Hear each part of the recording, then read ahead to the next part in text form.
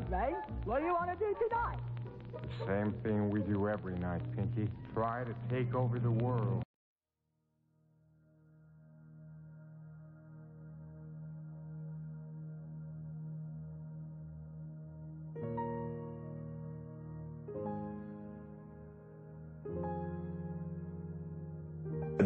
These words, chapter 12, the very end of it. It's called The Veil Removed.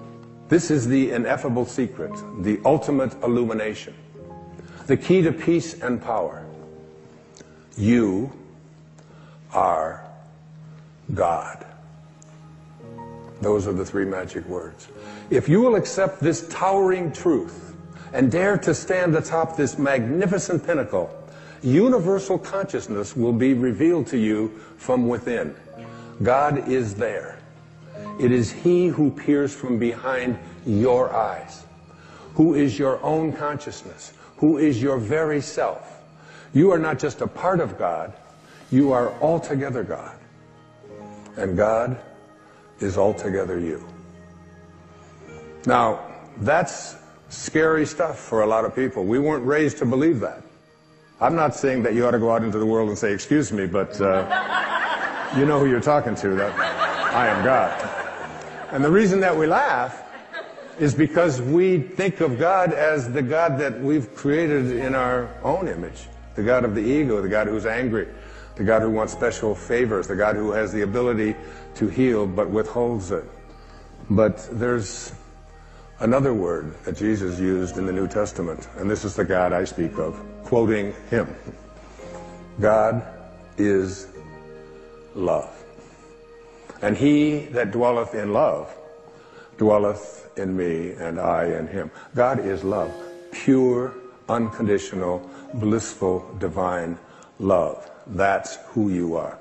The second great teaching was a man named Neville Goddard. Passed away in 1972. Lectured over in California, particularly in the 40s and 50s and 60s. I read his book, The Power of Awareness, 7 times.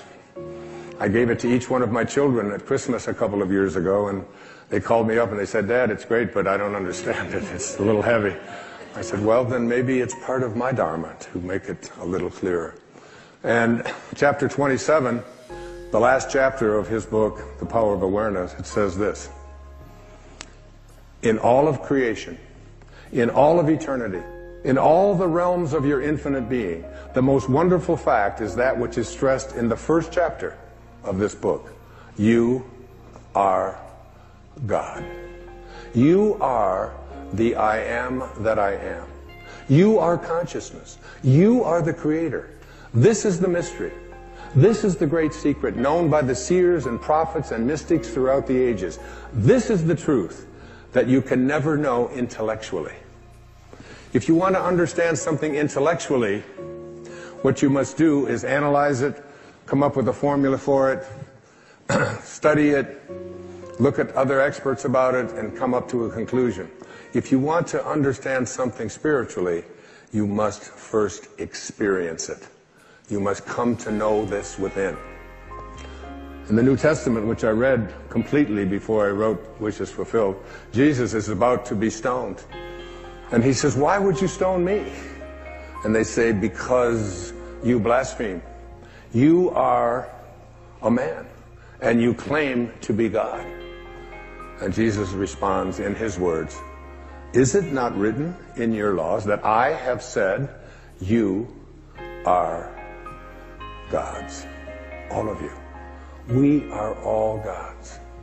We have within us, not the God that so often we are taught is outside of us, but the God that is love, the God that is perfect love, the soul that wants to expand because it is infinite and doesn't want to be restricted. And I came across some great teachings that were sent to me. They showed up, as we often think they show up as accidents, but you come to realize that there are no accidents in this universe. Everything that takes place have the pieces moved around by something bigger than all of us. And so it was called the I Am Discourses. And I quote from the I Am Discourses. The first expression of every individual everywhere in the universe, either in spoken word, silent thought, or feeling, is I am, recognizing its own conquering divinity. The student, me, you, all of us, endeavoring to understand and apply these mighty yet simple laws, must stand guard more strictly over his thoughts and expression, in words or otherwise. For every time you say, I am not, I cannot, I have not, you are, whether knowingly or unknowingly, throttling that great presence within you. These words, I am. I opened up this program with the words, I am well, I am perfect health. And where do you think they came from? What do these words, I am, mean? A very quick retracing of the story of Moses.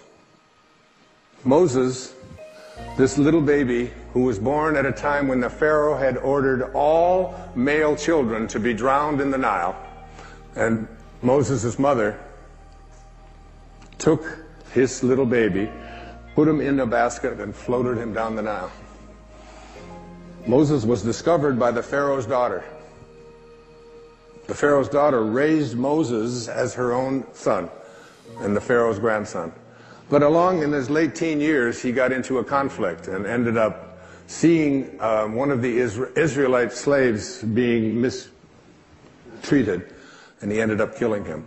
So Moses had to take off because he was afraid for his own life. And he went out into the Sinai, and there married Zipporah and had children and was out as a shepherd. And as the Torah tells us, as it says in Exodus, he comes across a burning bush one day that is not being consumed. And the bush speaks to him. And rather than even misquote this even a little, I brought from my hotel room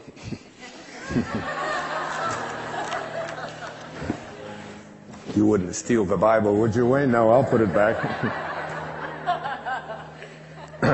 So the bush speaks in Exodus chapter 3 and says, Moses, Moses.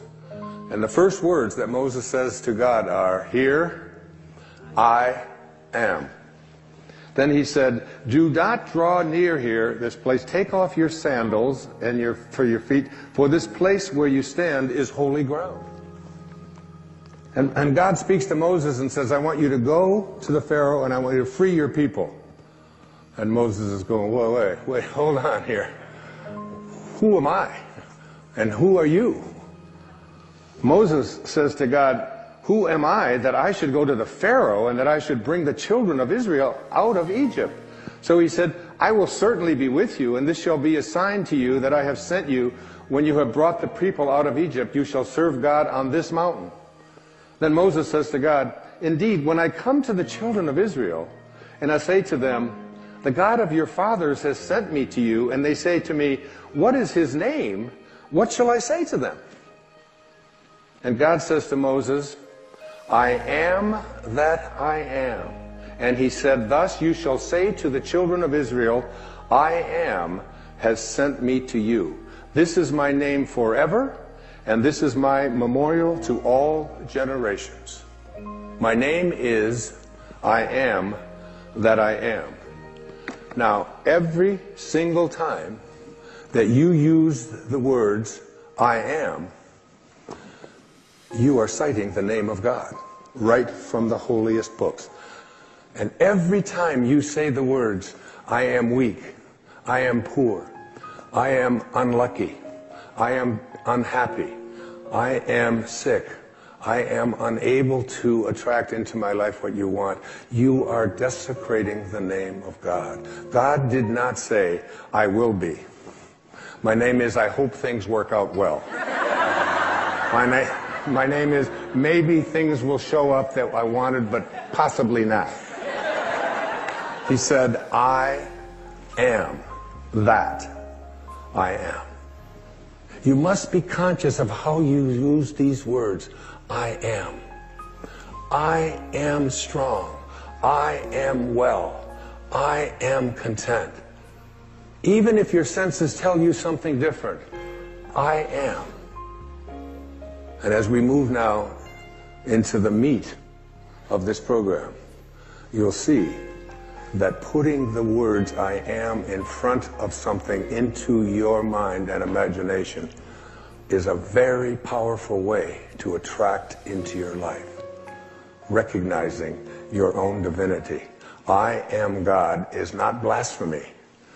It is your identity.